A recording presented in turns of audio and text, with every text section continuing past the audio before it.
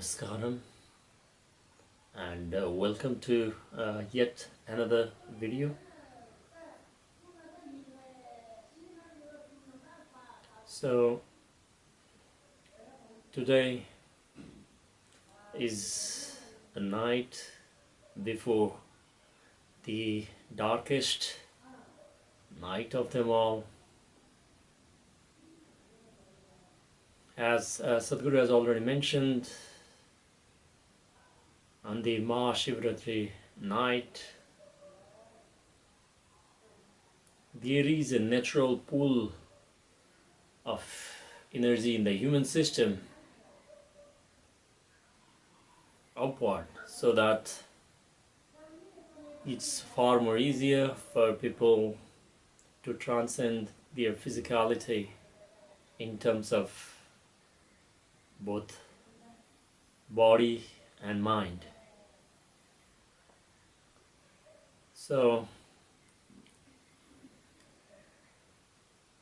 this Mahashivratri night is not only about the seekers, but it's for the entire humanity. I'm not saying that previous Mahashivratri nights were not about the entire humanity, but this is far more integral. As we have seen, the global warmings, the weather patterns, the scarcity of food, the degradation of the quality of the food, the erratic weather patterns, and of course the conflicts in the world. That's how Sadhguru had mentioned about and even initiated the conscious planet movement, which he said that it was started nearly 3 decades ago, and Project Green Hands, Kavir Calling, and a Rally for Rivers being the subcomponents of that one. Why we arrived at this point is basically, as the name mentions, the conscious planet. It's not only about saving the soil, it's not only about making people survive better or something like that, or taking their well-being, physical well-being into the consideration, but to raise the human consciousness. And that's the only way ahead, because among more than 200 countries all over the world, they have their own systems, the governing ways to organize their resources, govern the nations in many different ways. And they have different mechanisms to control the economy, the society, to handle the law and order. And as we look around wherever we live and everything, in some places the food is not enough. In some places the basic utilities are not enough. In some places the law or the rights, human rights, are not good enough. Again, not to judge how things has evolved and everything, but people have tried their own ways, but still people have still immensely suffered, and we have reached to a point where the soil itself is about to become extinct. Sadhguru has already mentioned this. I don't need to go much into that one, but as he has mentioned that if we don't act now, it might take several generations, centuries to reverse this, and it is going to be very, very difficult. And it's not only about the food that comes from the soil, but the economy of the nations, the socio-economic system, and it can create a lot of chaos, so on. So why all this? As Sadhguru has mentioned, and many enlightened beings has explained that this all has happened because the human has evolved physically to its highest limit, but the consciousness has not evolved because the survival aspect has become too important for everyone. So because of this reason, they have not experienced, since they have not experienced beyond their boundaries of their mind, which is the limited information coming through the five senses, and the body, which is basically the soil itself. The soil becomes food, and then the food goes inside of us and becomes this body. So since most of the people are unable to see beyond the mind, impressions of the mind, and the physicality that is made up of the soil, they want to preserve this as much as possible, and because of this reason, they are unable to see the bigger picture, the fragility of life, and at the same time, the profundity of cosmic experience or spiritual experience, or whatever we want to say, in which there is no distinction. We are the nature ourselves. Our individuality is just a privilege, as Sadhguru has mentioned, that is the benevolence of the existence, that it has given us the individual experience. Now, if a person is conscious, if a person is super conscious or spiritual experience, or he experiences there's no difference between me and you or anybody else, then naturally he needs no guidance, nothing. He will act as necessary. You will have profoundness of experience, boundless experience, but his impact, the negative impact in the environment and people around them is going to be less.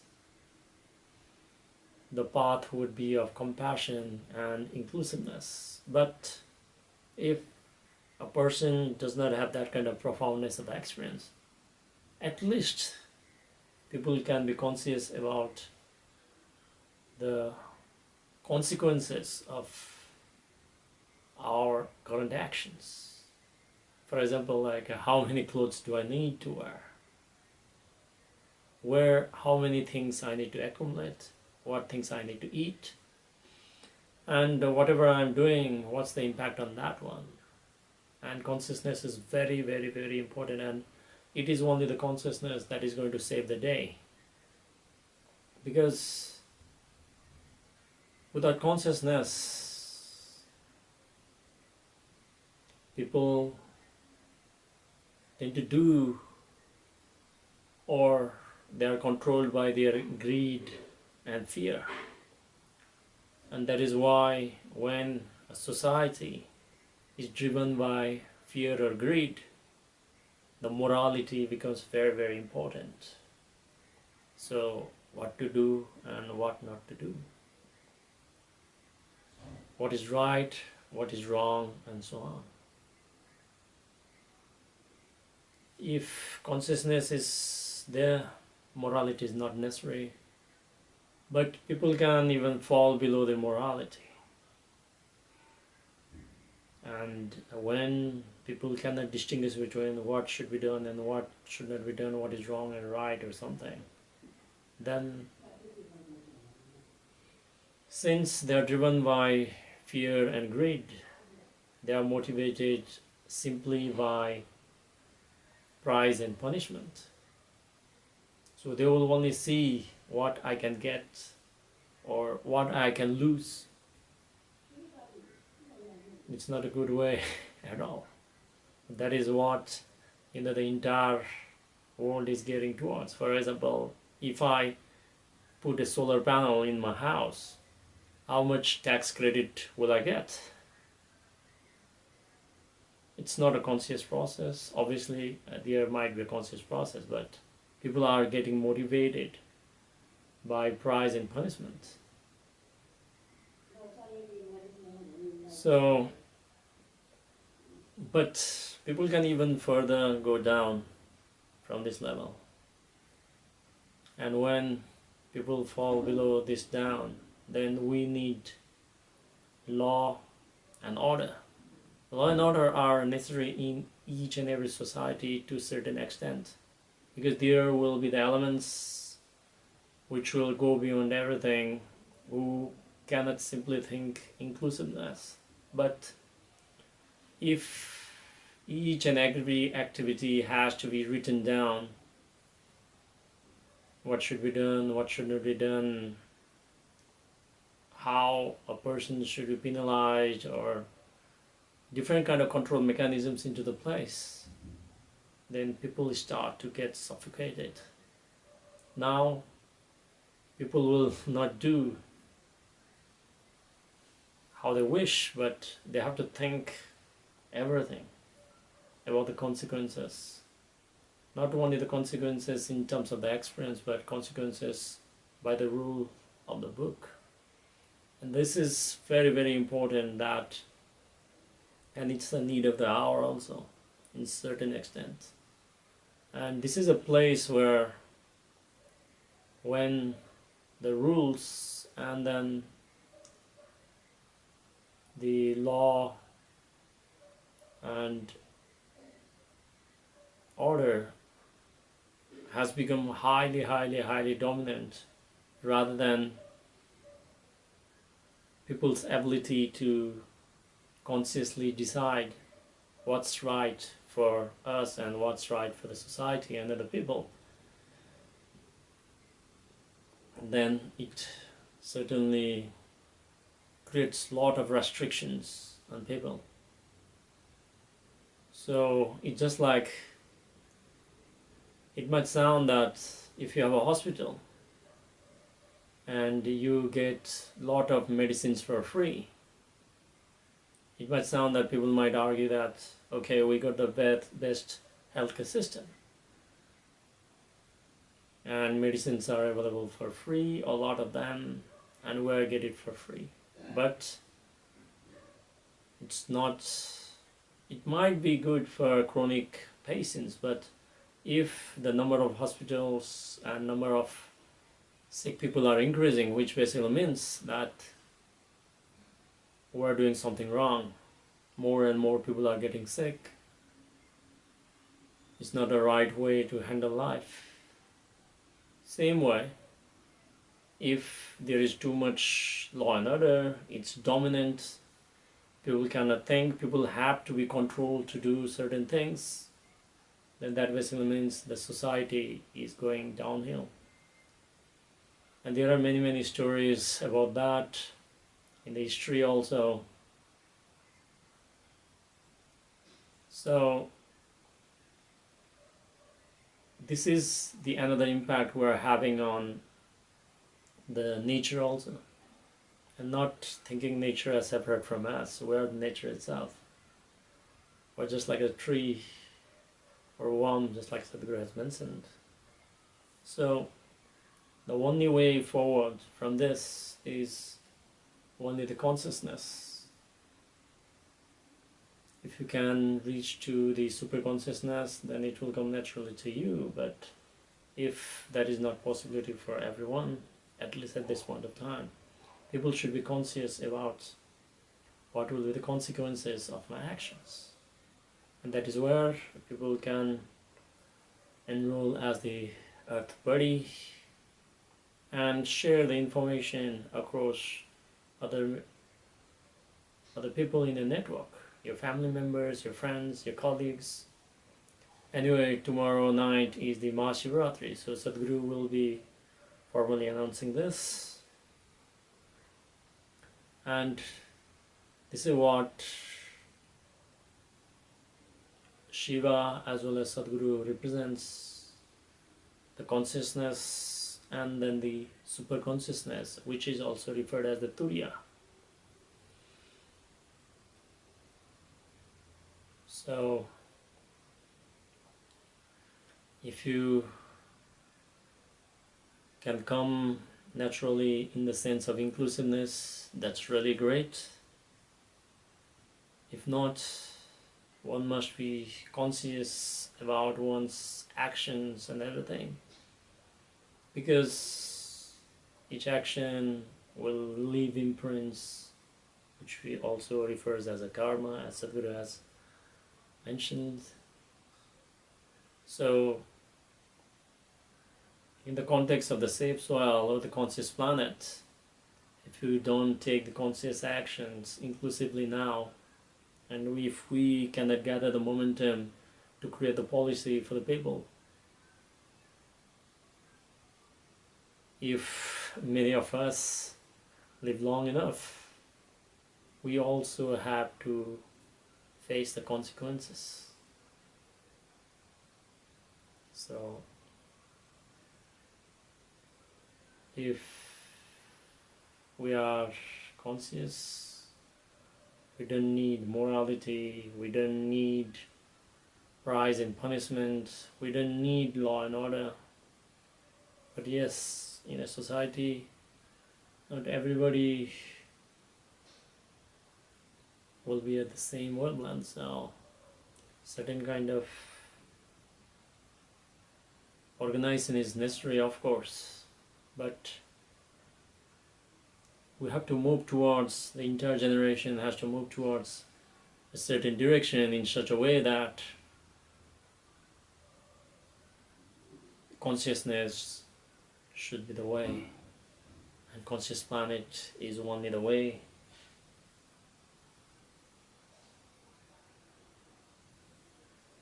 Because the biggest damage and biggest footprint that is having negative impact is humans only. And with conscious planet, we'll be able to, if not reverse completely, we'll be able to leave the earth as it was handed down to us by the previous generation. That much we can do. So tomorrow is Mahashivratri. The grace of Adi Yogi and Sadhguru is with us.